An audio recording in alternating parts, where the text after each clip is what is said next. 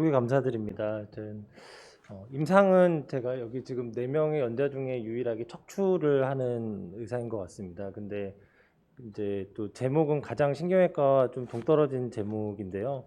앞에 이제 연자분께서 안 그래도 저도 사실 이 프리시즌 메디슨과 이 뉴로서전의 그 연결고리를 어떻게 정의하시는지에 대해서 저도 되게 기대하면서 기다리고 있었는데요. 그 고민이 저도 있었기 때문입니다. 발표드리도록 하겠습니다.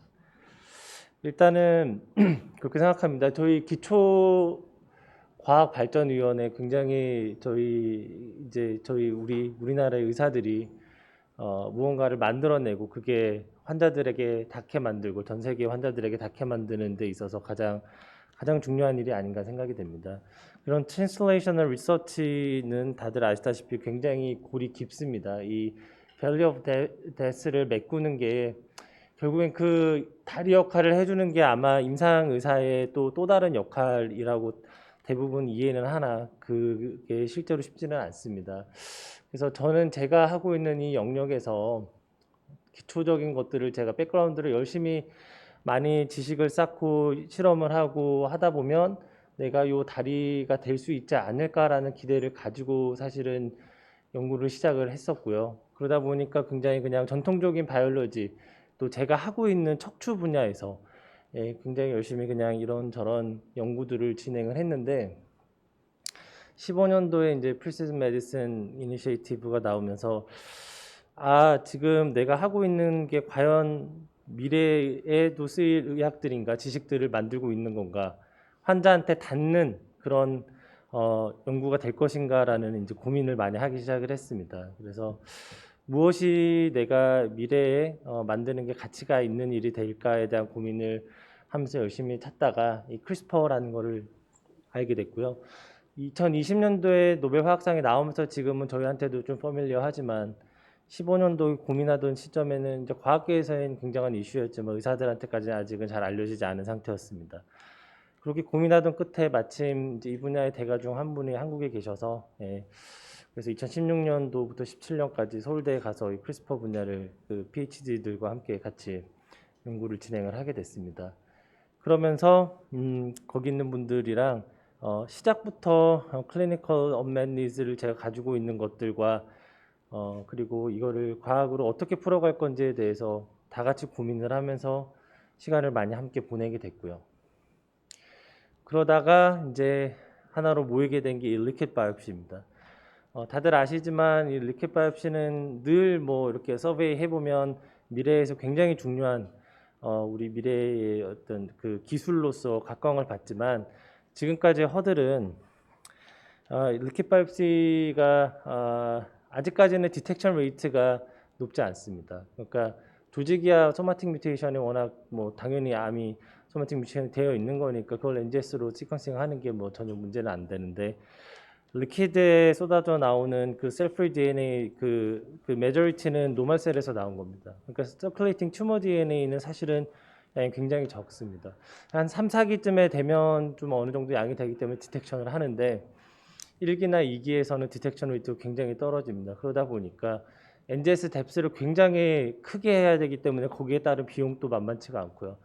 또 이론적으로 아무리 뎁스를 많이 한다 하더라도 기본적으로 PCR이랑 NGS 갖고 있는 에러율이 있기 때문에 과연 이게 맞는 건가라는 거에 대해서 누구도 자신 있게 얘기하기가 어려운 실정이기 때문에 현재 연구는 많이 진행되고 있지만 임상에서는 실제로 잘 쓰이지 못하고 있는 게 이 액체 생검 필드입니다. 하지만 조직을 얻을 수 있는 거는 대부분 일회성입니다. 진단 당시. 그 다음에 수술을 했거나 이후에 재수술을 하는 경우가 아니고선 조직을 얻기는 참 어렵고요. 그래서 모니터링하는 과정에서 재발을 하는지 새로운 뮤테이션이 도입이 되는 건 아닌지 등등을 다들 보고 싶어 합니다. 거기에 따라서 새로운 표적 치료제 같은 거 사용을 할 수도 있으니까요.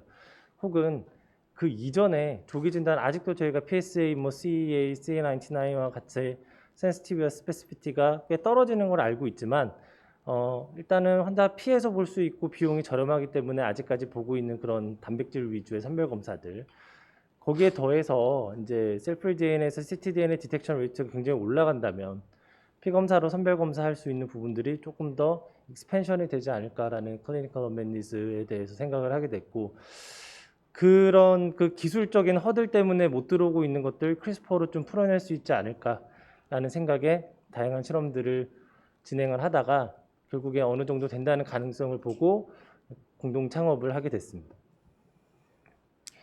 그래서 이제 크게 말씀을 드리면 가장 핵심적인 문제는 그거였습니다. 크리스퍼가 이제 기본적으로 워킹하는 게 어떻게 워킹을 하냐면 이제 단백질과 이제 가이드 RNA라는 것이 있는데 이 가이드 RNA가 타겟하는 그 DNA랑 상보적으로 결합을 하면 잘라내는 게 기본적인 기능입니다. 그런데 기본적으로 이 크리스퍼는 박테리아에서 발견이 된 건데요. 박테리아가 바이러스가 침입을 했을 때 걔를 찾아내가지고 잘라 없애려고 하는 거다 보니까 이뮤 메커니즘인데요. 바이러스는 변이가 잘 되기 때문에 한두 개의 베이스 페어가 다른 거는 같은 녀석으로 인식하고 자르는 것으로 발전이 되어 왔습니다. 그래서 이 크리스퍼를 이제 산업적으로 의학적으로 사용을 할 때는 근데 반대로 정확하게 매칭이 될 때만 잘라내고 그렇지 않을 때는 잘라내지 않아야 되는데 여러 이제 많은 랩들에서 천문학적인 돈을 투자를 해서 조금씩 디벨롭을 시키고 있기는 하나 인비트로 수준에서 실제로 거의 그 20개의 베이스 페어가 상부적으로 정확하게 퍼펙트 매치 했을 때 자른 온 타겟만 있고 한두 개가 다른 것까지 잘라버리는 원하지 않는 즉 오프 타겟이 전혀 없는 그런 크리스퍼는 아직까지는 없고요. 근데 이 컨셉이 이게 선행 조건으로 되지 않았을 때는 저희가 앞으로 하고자 하는 것들이 워킹이 될 수 없다는 결론에 도달을 했습니다. 그래서 이거를 개발을 하게 됐고요. 이제 프로테인 엔지니어링을 하게 됐습니다. 이게 된다면 결국에는 이제 이 단백질 자체가 하나의 플랫폼이기 때문에 다양한 방식으로 사용을 할 수가 있겠고 거기서 이제 처음에 저희가 얘기 나왔던 이제 그 셀프 DNA, 캔서 다이그노시스 아니면 뭐 이제 대표적인 게 이제 코로나 같은 게 있겠죠. 인펙션 다이그노시스 나중에 되면 이제 크리스퍼 자체를 질 테라피로 사용을 할 수도 있겠고요. 그래서 처음에는 저희가 이쪽으로 지금 진행을 하고 있습니다. 아시다시피 암은 계속 증가를 하고 있고 아까 말씀드렸던 이유로 이제 그 셀프 DNA에서 ctDNA 디텍션은 특히 1기, 2기에서는 굉장히 지금 어렵습니다. 근데 이제 그 작은 미량의 이제 1기에서는 0.1%보다도 더 적은 거기서 이 건초도미 즉 정상이 이렇게 쌓여 있는 데서 작은 바늘 하나 찾기가 굉장히 어려운데 기존의 방식들은 자석을 잘 개발해서 저거를 땡겨 오는 식으로 계속 개발이 이루어져 왔고요.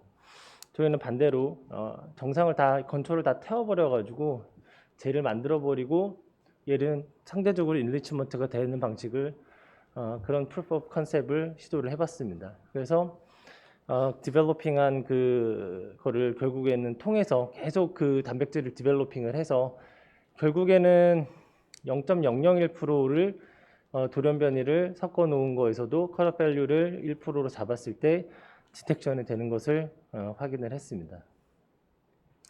대략적인 스킴을 말씀을 드리면 이제 플라스마에서 이제 보게 되면 사실 와일드 타입 DNA가 많고 캔서 DNA는 적은데요. 이 크리스퍼를 정확하게 저희가 정상에 맞춰서 만들게 됩니다. 그러면 정상은 많이 잘라내게 되겠죠. 그러면 상대적으로 캔서 DNA는 잘라내지 않으면 인리치먼트가 됩니다. 이걸 다시 한번 증폭을 시키면 실제로 0.1%였던 캔서에서 유래된 뮤턴트 DNA가 10% 이상으로 평균적으로 올라가게 되고요. 이거를 구현하기 위해서 이 크리스퍼 유전자 가위를 디벨로핑 하는 데 성공을 했습니다. 이제 이게 이제 그거에 대한 실험적인 데이터인데요.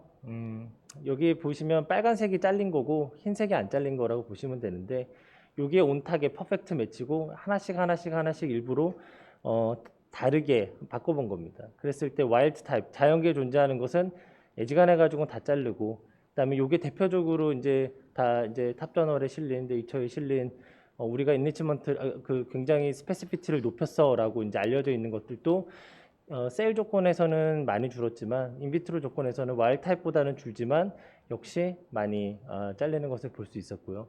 여기부터는 쭉 저희 디벨롭먼트 과정이고 보시게 되면 요 온 타겟만 두 개의 그 프래그먼트로 나뉘고 나머지는 안 잘려야 되는데 와일드 타입 같은 경우에는 굉장히 많이 잘리고 디벨롭한 단백질에서는 얘만 잘리고 나머지는 안 잘리는 것을 좀 확인을 할 수 있었고요. 최종적으로 나머지는 거의 하얀 최종 산물을 만들어냈습니다. 이것은 이제 염색체 22번 상염색체, 성염색체 2개까지 해서 이 온타겟에서 가까운 비슷한 것들을 우리 홀 지놈에서 이제 그 찾아가지고 인비트로 클리비지를 시켜보는 그런 다이저놈 시퀀싱이라고 하는 테크닉인데요. 기존의 이제 와일드 타입에서는 이와 같이 잘리지 않아야 될 게 잘리는 오프 타겟이 굉장히 많은데 반해서 새로 개발한 거에서는 온 타겟만 딱 잘리고 나머지는 전혀 잘리지 않는 것을 확인했고, 기존의 다른 디벨롭된 그 크리스퍼에서는 이 정도의 그 스페시피티를 보인 거는 아직까지는 없었습니다. 그래서 이제 저희가 0.1% 레퍼런스 머테리얼에서 테스트를 해봤는데요. 이제 그래서 그 뮤턴트가 0.1% 섞여 있고 정상은 99.9%라는 얘기죠. 그래서 걔네가 명시해준 0.1% 섞여 있다는 게 얘네들이고, 실제로 이 테크닉을 활용을 해보니까 그냥 돌렸을 때는 당연히 디텍션이 안 되고요. 그냥 저희가 해보니까 이 테크닉을 도입을 해서 해보니까 이 레퍼런스 모테리얼에서 제시한 거랑 정확하게 퍼펙트 매치하게 포지티브를 잡아냈고, 또 심지어 네거티브도 아닌 건 아니라고 위 양성도 없는 것을 확인을 했고요. 결국은 환자한테 쓰고 싶어서 만든 거니까요. 저희 병원에 이제 폐암으로 진단받고 수술을 한 환자들의 조직이랑 혈액에서 이와 같은 검사들을 해서 비교를 해봤습니다. 그랬을 때 뭐 그 예민도 올라가는 거는 물론이고 이게 굉장히 프로미싱한 데이터였는데요. 지금까지 3, 4기에서의 거의 맥시멈 조직과 혈액의 뮤턴트 그 프로파일링 일치율이 70% 정도로 알려져 있고요. 1, 2기에서는 근래 그레일에서 굉장히 많은 돈을 쏟아부어서 10몇 프로 되는 걸 30%까지 끌어올렸다고 굉장히 많은 홍보를 하고 있습니다. 그러니까 4기에서 뮤로 보았을 때 잘 아시다시피 조직이 갖고 있는 튜머 헤테로제네이티 때문에 결국에는 이제 혈액이랑 100% 일치할 수는 어차피 이론적으로는 없거든요. 그래서 한 70% 정도가 어떻게 보면 아이디어를 할 수 있겠다라는 생각을 저희는 하고 있었는데, 한 70% 정도, 거의 여기서 지금 20명 중에 2기가 한 2분 정도 있고 나머지는 다 1기였습니다. 그래서 70% 정도의 일치율을 확인을 했고요. 그래서 이제 한 2분 정도의 데이터를 보여드리면 조직이랑 혈액이랑 둘 다 봤을 때 이제 병원에서 시행된 리얼타임 PCR이고, 그러니까 환자 진짜 임상 정보고, 저희가 에질런트 키트로 그냥 한 거, 그리고 저희의 기술로 같이 한 거, 이렇게 했을 때 조직에서 양성으로 나왔던 거는 이래도 양성, 저희 건 당연히 양성.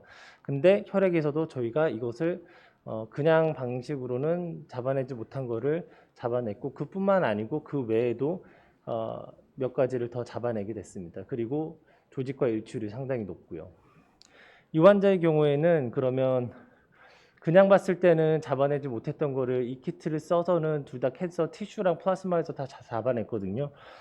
이 위치가 표적 항암제를 쓸 수 있는 위치여가지고, 만약에 나중에 이런 기술들이 실제 환자의 임상에 들어오게 되면 이 환자는 이런 표적 항암제를 쓸 수 있는 군으로 분류가 될 수 있을 것입니다.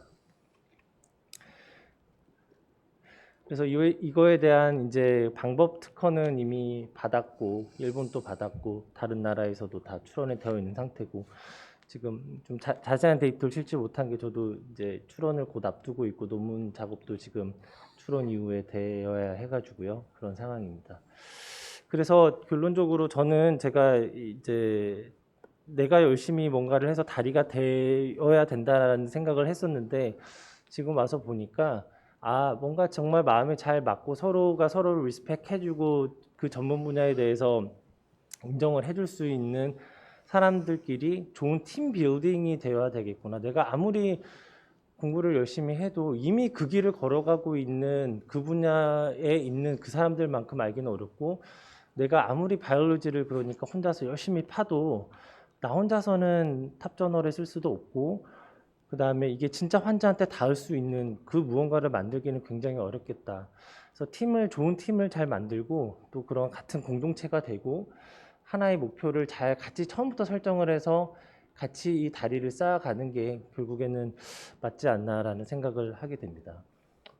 그래서 근래 이제 연구재단에서 좀 사업비를 받아서 저희와 같은 임상의과학자들, 특히 이제 좀 어떤 연구를 시작하지, 혹은 이미 굉장히 잘하고 계시지만 크리스퍼를 좀 좀 써보고 싶은데 이런 분들 아까 앞선 교수님께서 발표하셨던 것 중에 저는 든 생각이 히트진이 새로 나왔을 때 그거 마우스 모델 되게 빨리 만들어 드릴 수 있는데 그러면 그렇게 또 연구에 크리스퍼 활용해 보셔도 좋겠다라는 생각이 머릿속으로 스쳐 지나갔고요. 그래서 조금 도움이 되실 수 있는 그런 세미나를 오프라인으로 개최를 할 예정이 있고 나중에 좀 메일로 한번 좀 날리도록 하겠습니다. 그래서 혹시 뭐 좀 두서없이 발표를 드렸는데 발표 내용에 대해서 궁금하신 게 있거나 아니면 앞으로 특히 우리 후배님들 연구를 하고자 하는데 뭐 조금 좀 대화의 상대가 필요할 때 메일로 연락 주시면 성심성의껏 같이 고민을 해드리도록 하겠습니다. 예, 감사합니다.